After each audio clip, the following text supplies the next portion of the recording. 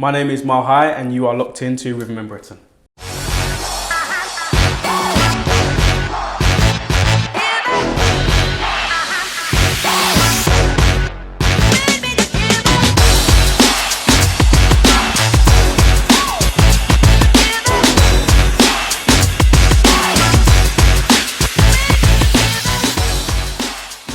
Hey, it's your main man John. We are back again with our series Get to Know. We sit down with some of the best R&B artists in the UK, and today I've got the privilege to be here with Milehi. How you doing, my man? I'm good, thank you. You said the best. That's a really nice compliment, thank you.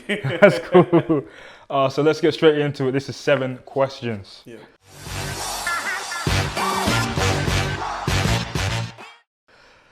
So I'm going to ask you 7 random questions to get to know you a bit more and to unpack what's in the brains. So, first question.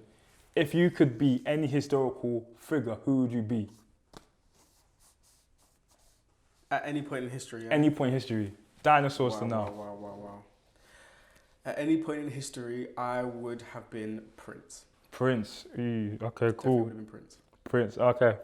If you could go shopping with one artist, who would you choose and why? Rihanna. Why? Because she's got the coin.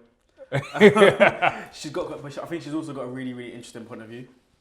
I think her style is obviously, her point of view, her style. She probably has a really good connection with somebody somewhere. I just think she seems like a really good time. I go drinking with her, I eat food with her, I go shopping with her, I do, Rihanna's. Okay, yeah. Really, okay, cool. If you can make music in any decade, which decade are you picking? Mid-2000s. Mid-2000s. I would start my recording process in '99, drop the album in mid-2000, and then go all the way straight through to 2008. It was a really good time. It's a perfect time, yeah. What is your favourite film of all time? Right, funny story. I don't watch films. Oh. I know. I always say this to people and they're like, why? My attention span is too short. I can watch music videos, I can watch maybe probably 20 music videos back to back. Or watching a film, it's really hard. But the one film that I did watch, start to finish, more than once, is The Pursuit of Happiness. There's something about that film that just made me cry quite a few times. It was like a thug cry. That one too. Yeah, I definitely did cry. Get back in there. It was the part when he had the son in the bathroom stall. Toilet, yeah. Ooh, man. Whew, it hurts, man. It hurts. So what is one place you've always wanted to visit but haven't had the opportunity to go to? New Orleans. Nola. Yeah. It's just New Orleans and Johannesburg. Okay. They're just two places that in my head, when I think of them, I link them to colours. And I always have this imagination that if I was walking there, almost like there'd be a vibration coming through the ground. Yeah. I always link it to sound and colour and art. So I just think those two places are places I'd really love to go, Yeah, no, man. Nola with the food is different. No, but I did it when I was at uni. We did a study on the marketing because I did marketing, right. And there's that food and the atmosphere, especially during I forgot what time it is, but that festival time, It's a different place. And I heard that the bars are open 24 hours. Yeah, just go drink. And then Johannesburg as well has always been the vibe. It's always been the vibe. Yeah. So those two places are a good shout. So if you, not films this time, TV series. Just go away from that one. If you could watch one TV series for the entire rest of your life, which TV series are you going for? I mean, including cartoons, yeah? I can include cartoons, anime even included. Probably the Boondocks. Respect. Probably the Boondocks. Respect. Yeah. You know it's coming back? Yeah, I heard. Oh yeah. Either the Boondocks. I mean, because it's just the Boondocks. Or do you remember Lost?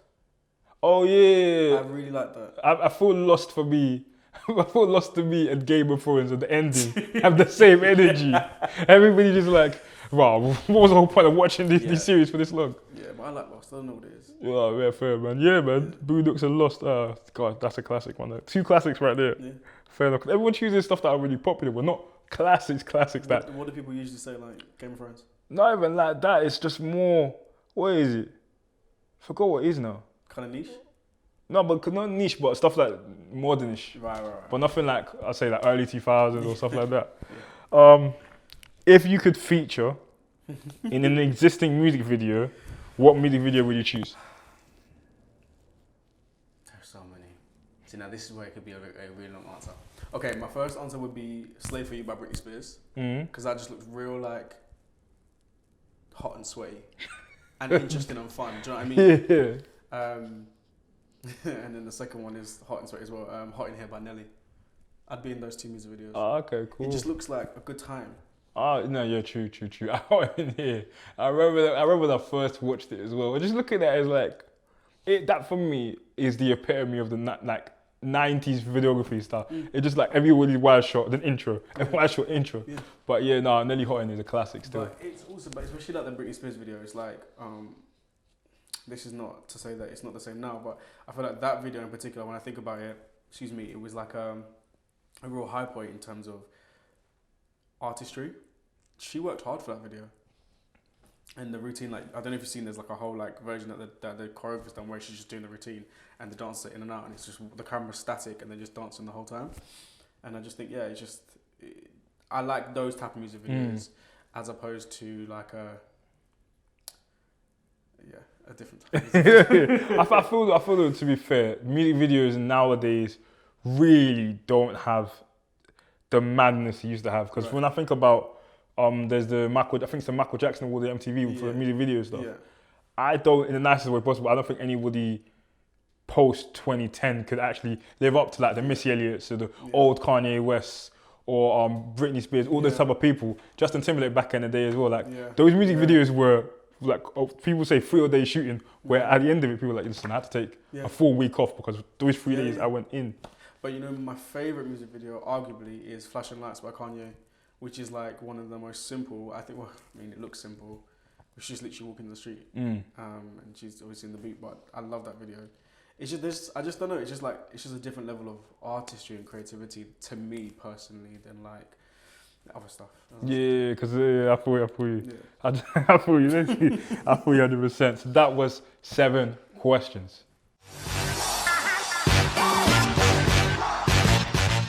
So we're going to talk about your journey, UK R&B, and your latest single, Your Body. When I listen to Your Body, I think of, I'll say, 2000s and early 2010s, just the feel and the production of it.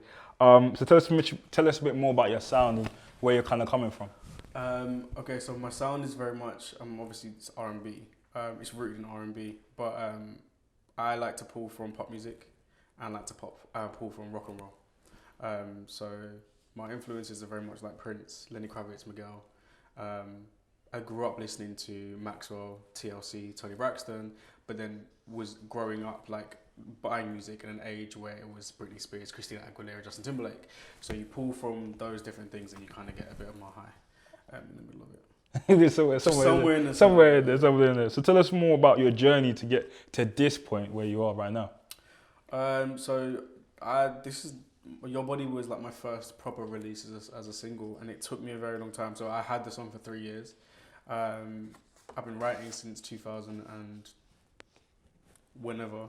It's been a while. But I just wanted to take my time. I didn't want to rush.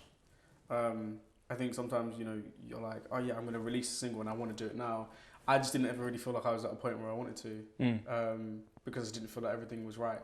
And then when I met my current manager, we rebranded. So I used to go by Mars Anthony, which is my name, and then I rebranded to Milehi.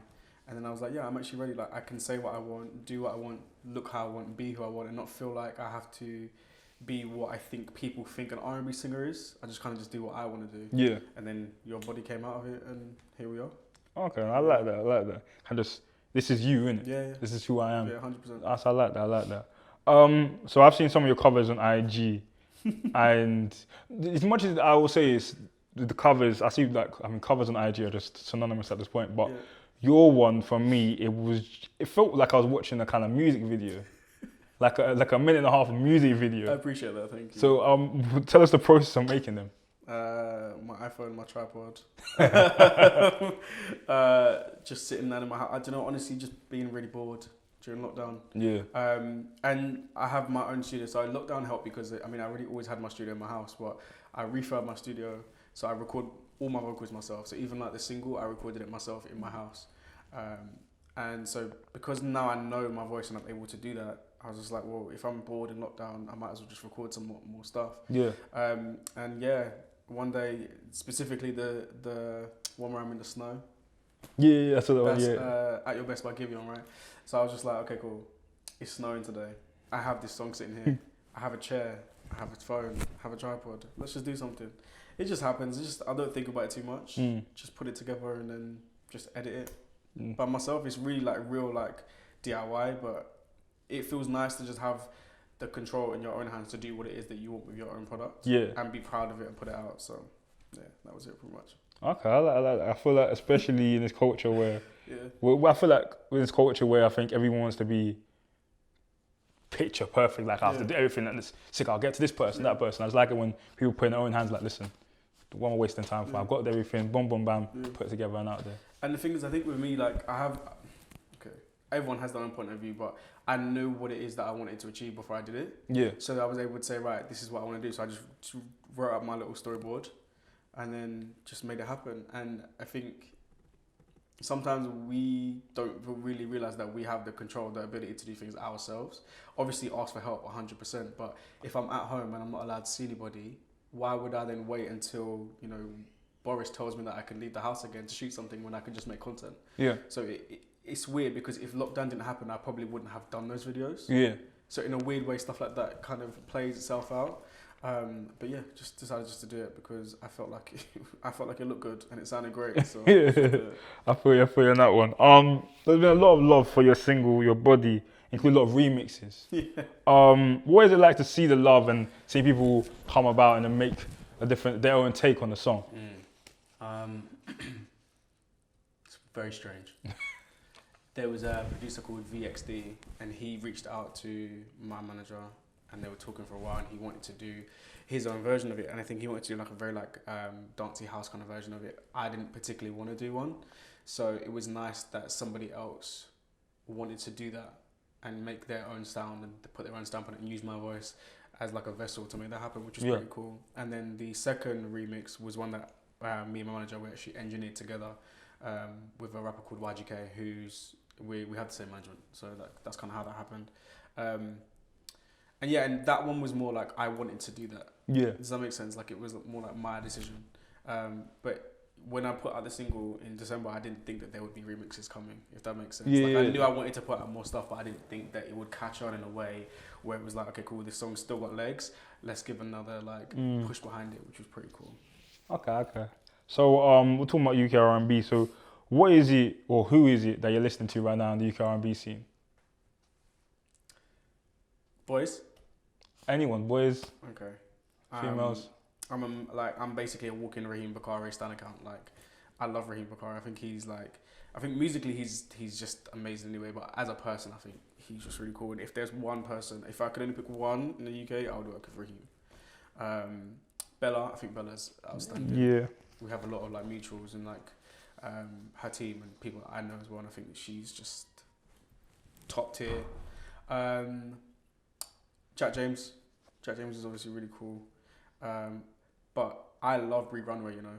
Bree Runway is just like black girl, unapologetically herself. And I think that's what I meant when I was saying like people like Prince is why I would want to be Prince, because Prince was able to just be who he was and not have anyone else that was kind of like him in his time.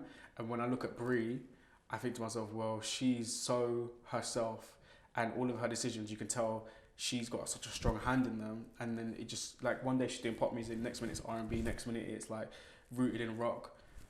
She's who she wants to be, and it's just, I think she doesn't get enough blessings. And the only time she got the ratings over here was after the ATM video. Yeah. And I was like, why didn't people really, I mean, obviously they did, but why didn't they give her that respect from before? Cool. But she's just top tier. I take it back. I would Brie over Raheem would be the two people I did a song with, because I love Brie as well. Those two, they're just top tier. Okay, cool, man. About to do Jump or Dump. So if you don't know, it's where we give our guests two artists they got to jump on one on the track with or throw the other one in the bin, never to be seen again. Are you ready for this one? I'm not sure, but yeah. Okay, cool. Let's start this hard. Hard, yeah, man. Okay. Michael Jackson or Prince? Which one are you going to jump on the track with? I'd jump on the track with Prince. Prince. Wheeze. Everyone's really going for Prince these days, you know? I said it with my eyes closed. Yeah, okay, cool. Alright, we're going to go to the boys in the 90s, the groups that destroyed all of it. Boys to Men or Jodeci? I'd jump on the track with Jodeci. New York's finest, Mary J. Blige or Lauryn Hill? Lauryn Hill every day. Something about me and Mary, we just don't really get along. Fair enough. Okay, cool. We're going to go with Mariah or Whitney. When was the song released? Now. Yeah, now. I mean, obviously, Whitney.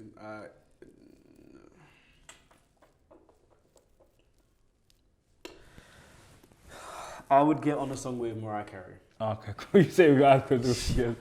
Oh, okay. We're gonna go Chris Brown or Trey Songz. Which one are you choosing? Definitely not Trey Songz. Chris Brown. I feel like everybody's saying the Trey. Yeah, it's no. I don't know. No. All I'm gonna say is Chapter 4 was one of the best albums of my entire lifetime. I'm just gonna say that from there. Chapter 5 was one of my favorite. Scratch that out because that makes me look bad. But Chapter 5 is one of my favorite albums of my lifetime. Okay, cool. Kalani or Tiana Taylor? Kalani. Kalani, is just superb. Tiana's amazing, but Kalani is just... Yeah. Cool. We're going to go to the UK for this one. Okay. LMA or Mahalia? Mahalia. That Jealous song, mate, Mahalia, just...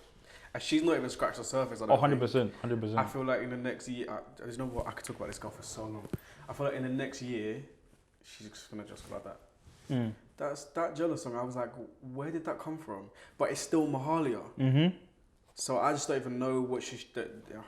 Her styling, everything. Just yeah. Because I've been following Mahalia. I've been following Mahalia probably before Miss My Ex. And from when Miss My Ex came from, people don't really... I think there was a part where people knew Mahalia, then she kind of dipped where she was working... there was a song with Kojo Radical, there was a song with Little Sims, who's one of the best rappers in the world. I always point out because I don't think she gets the flowers that she deserves. But then I think out of nowhere, everybody's just like, oh yeah, I forgot about Mahalia, she's here. And then ever since that, I think she's just been skyrocketing up. I don't think people really expected it. I feel like they just kind of looked at her and was like, okay, cool, but I don't think they expected it, but she's just like, and don't get me wrong, LMA is obviously very talented and, you know, she's got great songs, but I think Mahalia is just like next level. Yeah, and I think as you said as well, she's authentically herself as well. Yeah, 100%. So that was Jump or Dump, and that was Get to Know Milehi. I love saying his name. So yeah, people, check us out on the next episode and follow Milehi for more.